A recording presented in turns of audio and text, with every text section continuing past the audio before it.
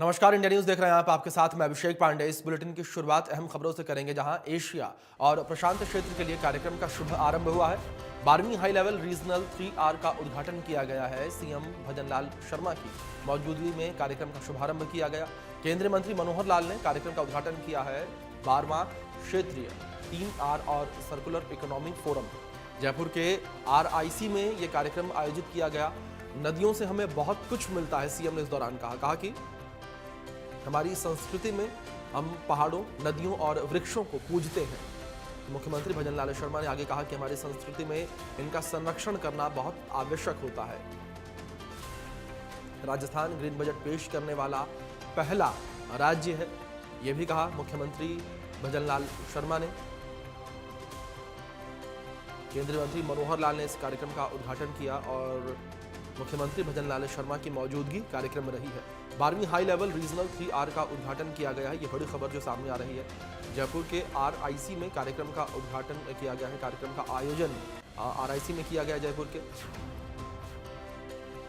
प्रदेश की राजधानी में कार्यक्रम आयोजित किया गया था। कार्यक्रम में कई विशिष्ट अतिथि जो हैं वो शामिल हुए। साथ ही साथ कार्यक्रम में केंद्रीय मंत्री मनोहर लाल शामिल हुए। मुख्यमंत्री भजनलाल शर्मा भी इस कार्यक्रम में शामिल हुए। केंद्रीय मंत्री मनोहर लाल ने कार्यक्रम का उद्घाटन किया है। जयपुर के RIC में कार्यक्रम का आयोजन किया गया। मुख्यमंत्री ने कहा कि नदियों से हमें बहुत कुछ मिलता है। सीएम भजनलाल शर्मा के द्वारा कहा कि हमारी संस्कृति में हम पहाड़ों, नदियों और वृक्षों को पूजते हैं। मुख्यमंत्री भजनलाल शर्मा ने कहा कि हमारी संस्कृति में हम नदियों, पहाड़ों को पूजते हैं। हमारी पृथ्वी के सामने सबसे बड़ी चुनौती जलवायु परिवर्तन, प्रदूषण और संसाधनों की कमी है। इन समस्याओं का समाधान करने के लिए हमें एक नवीन दृष्टिकोण अपनाने की आवश्यकता है। इस दृष्टिकोण को ध्यान में रखते हुए 3R सर्कुलर इकोनॉमी फोरम की स्थापना की गई है।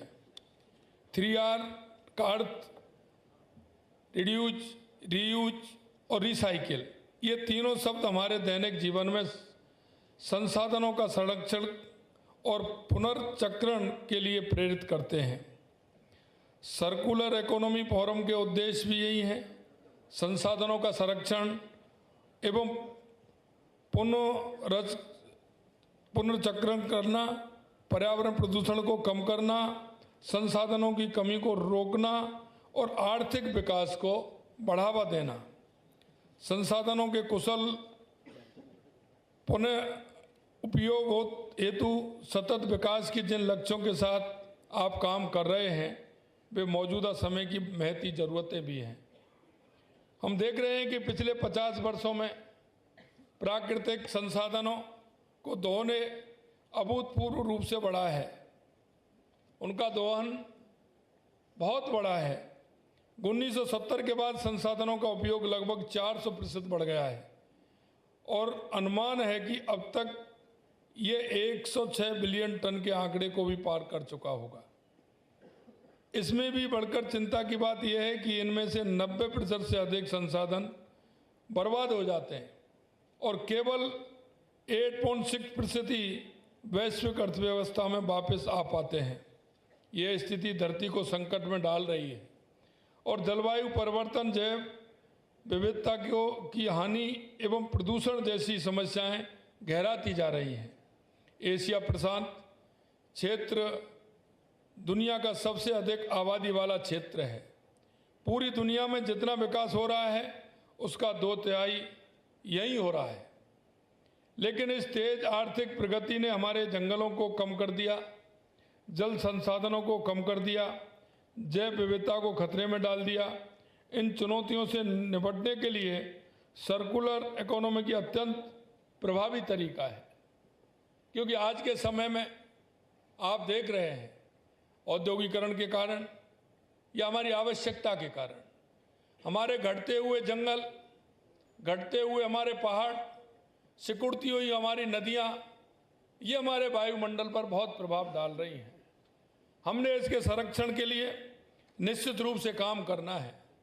हमारी संस्कृति में हम पहाड़ों को भी पूजते हैं, हम नदियों को भी पूजते हैं, हम वृक्षों को भी पूजते हैं और इसीलिए हमने इन सभी में देवता का वास भी मानते हैं और उसके आधार पर हमारी संस्कृति में इन सबका संरक्षण करना बहुत आवश्यक होता है। अगर हम उनका संरक्षण करते रहेंगे तो हमारा वायुमंडल शुद्ध होगा, अच्छा होगा और हमें इसकी चिंता भी करनी चाहिए।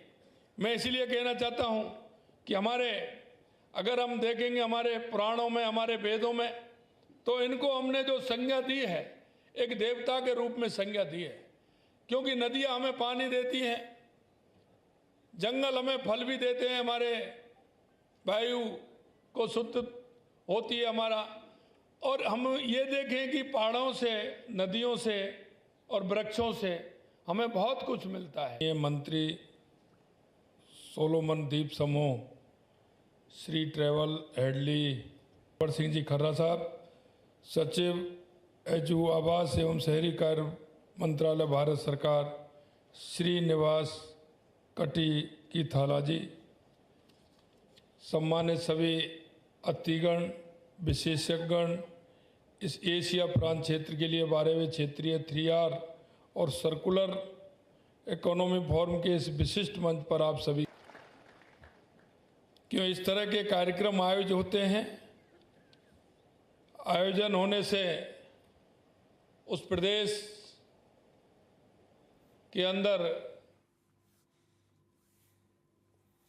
भारत एशिया और प्रशांत क्षेत्र के बारे में क्षेत्रीय 3R और सर्कुलर इकोनॉमी फोरम की मेजबानी करने के लिए तैयार है। तो वहीं जयपुर के राजस्थान इंटरनेशनल सेंटर में सीएम भजनलाल शर्मा की मौजूदगी में केंद्रीय मंत्री मनोहर लाल ने इसका शुभारंभ किया है। और साथ ही साथ बता दें कि आज से 5 मार्च तक आयोजित होने वाला 3 दिवसीय forum realising circular society towards achieving STD and carbon neutrality and Asia Pacific विषय पर केंद्रित है। इस दौरान कार्यक्रम को संबोधित करते हुए केंद्रीय मंत्री ने कहा कि भारत में वैश्विक नेताओं से 3R और सर्कुलर इकोनॉमी पर बात की जा रही है। भारतीय एकमात्र ऐसा देश है जहां पर दूसरी बार ये आयोजन किया जा रहा है।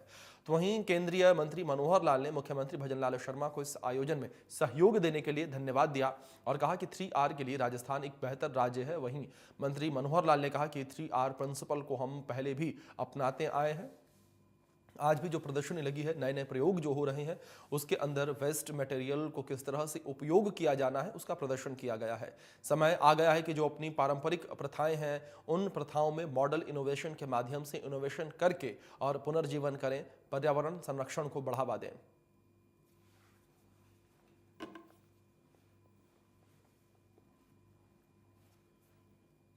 2 अक्टूबर 2014 प्रधानमंत्री जी ने शुरू किया था और उस समय जब पहला प्रोग्राम उन्होंने रखा ODF का, देश के 15 अगस्त के लाल किला के भाषण में प्रधानमंत्री ने जब इसकी घोषणा की, उस समय लोग बहुत हैरान थे कि प्रधानमंत्री जी ने कौन सा विषय पकड़ लिया, ये प्रधानमंत्री जी के लेवल का थोड़ा ही है। लेकिन वही विषय आज देश और दुनिया के लिए कितना महत्वपूर्ण बना है। आज 10 करोड़ नए शौचालय गांव गांव को सबको ODF करना, ये बहुत बड़ा एक ऐसा अचीवमेंट आज हमारा है जिसको हम गर्व से लोगों के सामने रख सकते हैं। तो स्वच्छ भारत मिशन के 10वीं इस एनिवर्सरी पर एक नए दशक की हम लोगों ने शुरुआत की है, जो bio CNG, plastic waste management, RDF और लीगेसी वेस्ट रीमेडिएशन इस पर केंद्रित है। तो मित्रों, इसके अलावा Amrut 2.0, Atal mission for rejuvenation and urban transformation, water circularity, इसको बढ़ावा दे रहा है, जिसमें waste water recycling, water body rejuvenation और कंजर्वेशन एफर्ट्स ये शामिल हैं। क्योंकि पानी भी अपने आप में जीवन, यानी एक प्रकार का कल, यानी हमारे जीवन का जल है, वही कल है। जल आगे चल कर के इतना एक महत्वपूर्ण एक ध्यान में आने वाली चीज़ है। कुछ लोग तो यहाँ तक भी शंका कर रहे हैं कि कहीं ऐसा ना हो कि जल की कमी के कारण से कभी तीसरा विश्व युद्ध होगा तो जल के ऊपर होगा, यानी इतनी बड़ी चेतावनी ये दी जा रही है। तो जल का, इसकी शुद्धता, इसको बनाए रखना, इसकी प्रोसेसिंग और फिर रीयूज़, ये बहुत महत्वपूर्ण हिस्सा अपने लिए अब ये बना है। ये बताते हुए मुझे खुशी हो रही है कि इस कॉन्फ्रेंस का एक मुख्य आउटकम, आखिर हम ये कॉन्फ्रेंस कर रहे हैं तो इसका कोई ना कोई पायदान ये बनना चाहिए जिसको हम देश और दुनिया को उसके नाम से जानेंगे। तो एक प्रमुख आउटकम इसका जयपुर डिक्लेरेशन 2025-2034, एक डिक्लेरेशन करके हम यहाँ से सब जाएं ताकि resource efficiency, low carbon economy और सस्टेनेबल फ्यूचर, इसके लिए एक नॉन पॉलिटिकल और नॉन बाइंडिंग कमिटमेंट होगा। कमिटमेंट हम स्वीकार करेंगे, बाइंडिंग नहीं है, लेकिन दुनिया के लिए, हमारे देश के लिए, मानवता के लिए इन चीज़ों का पूरा करना, जो जो चीज़ें आवश्यक हैं उसको समाहित करके और एक डिक्लेरेशन यहाँ हमको करनी चाहिए। ये घोषणा अभी तक की जो मॉडल है, जिसको यूज एंड थ्रो मॉडल कह सकते हैं या टेक मेक डिस्पोज ये मॉडल कह सकते हैं, इससे सर्कुलर इकोनॉमी की ओर ट्रांजिशन में एक महत्वपूर्ण कदम इस डिक्लेरेशन के माध्यम से साबित होना चाहिए, ताकि हम उनकी जो समस्याएं आज हैं उनकी ओर अपना ध्यान कर सकें। मैं सभी प्रतिभागियों को इंडिया पैवेलियन में भी आमंत्रित करता हूं, जहां भारत की 3R सर्कुलर इकोनॉमी की उपलब्धियों को प्रदर्शित किया जाएगा। तो इस प्रकार से आप सबको बताते हुए मुझे खुशी हो रही है कि इस फोरम में 120 से भी ज़्यादा ये स्पीकर्स अपने विचार साझा करेंगे। 3 दिन हम यहाँ रहेंगे, तो 3 दिन में देश और दुनिया के अलग अलग पहलुओं पर चर्चा होगी, जो सिटी टू सिटी और यूनिवर्सिटी कोलैबोरेशंस इसको बढ़ावा देगा। आखिर तो सब एक दूसरे का सहयोग करके बेस्ट प्रैक्टिसेस उन पर हम एक दूसरे देश को बता करके लागू करेंगे तो परिणाम बहुत सुखद होंगे, जल्दी निकलेंगे। ये भी हमारे लिए बहुत आवश्यक है। आज इस भव्य मंच से भारत एक ग्लोबल अलायंस का प्रस्ताव करता है, जो सिटीज़, एकेडमिया और टेक इनोवेटर्स को जोड़कर सर्कुलरिटी एक्सेलरेशन को गति देगा। मैं सभी को इस पहल पर चर्चा और सहयोग के लिए आमंत्रित करता हूं, जिससे पार्टनरशिप्स मजबूत होंगी और इम्पैक्टफुल सॉल्यूशन ये सामने आएंगे। हाल ही में भारत ने G20 समिट की मेज़बानी की, जिसका विषय था वसुधैव कुटुंबकम, अर्थात one earth, one family, one future. इस विचारधारा से प्रेरित होकर हमें शेयर्ड विजन और कमिटमेंट के साथ आगे बढ़ना होगा, ताकि हम क्लीनर, ग्रीनर और मोर एक्सेसिबल फ्यूचर इसका निर्माण कर सकें। मित्रों, कार्य करने का अब समय आ चुका है। इंडस्ट्री, एकेडमिया और पॉलिसी मेकर्स इनके सहयोग से ये मंच एशिया पैसिफिक रीजन में रिसोर्स एफिशिएंसी और लो कार्बन इकोनॉमी को बढ़ावा देने के लिए और कैटलिस्ट बन करके उभरे।